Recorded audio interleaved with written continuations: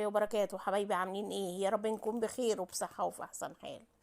طبيب اثار الجدل في الفترة الاخيرة بعد ظهوره في مسلسل جعفر العمدة في رمضان السنة دي مع الفنان محمد رمضان.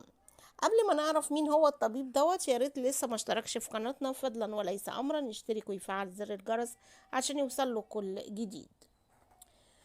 ظهر كتير على مواقع التواصل الاجتماعي صورة لطبيب شاب هو الطبيب أحمد عبد الله وقت تقديمه البرنامج اسمه طبيب الحياة. الكلام ده كان في 2016 قبل ما يتجه للتمثيل، وقبل ما نتفاجئ كلنا بظهور الفنان اللي قام بدور كارم فتح الله، اللي أظهر عداوة شديدة بينه وبين عيلة جعفر العمدة، خصوصا ان الطبيب قبل ظهوره في المسلسل دوت ما خرجش باي تصريح انه هيقدم او يشارك في اي عمل، وما علقش على حسابه على السوشيال ميديا، وكان مستمر في تقديم البرنامج بتاعه اللي زي ما قلت اسمه طبيب الحياة على قناة الحياة الفضائية، وهو طبيب متخصص في علاج السمنة والتجميل. لكنه برع في أداء دوره في المسلسل اللي زي ما شفنا كلنا وشاهدناه زي غيرنا كتير حقق نجاح كبير.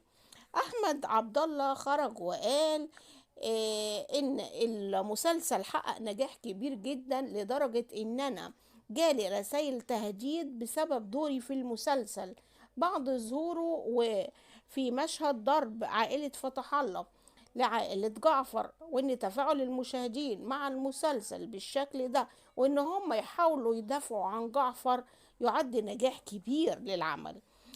من ناحية تانية خرجت كمان الفنانة مي كساب اللي شاركت في المسلسل، وهي بتحتفل بنجاح المسلسل وكتبت تعليق قالت فيه إن أحسن حاجة في الدنيا إن ربنا يرزقك بأصحاب بجد يحبوك من قلبهم من غير أي مصالح، يفرحوا لفرحك ويزعلوا لزعلك.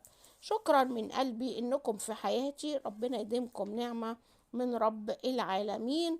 وقالت أنا سعيدة جدا لنجاح المسلسل بكل شخصية شاركت في هذا المسلسل.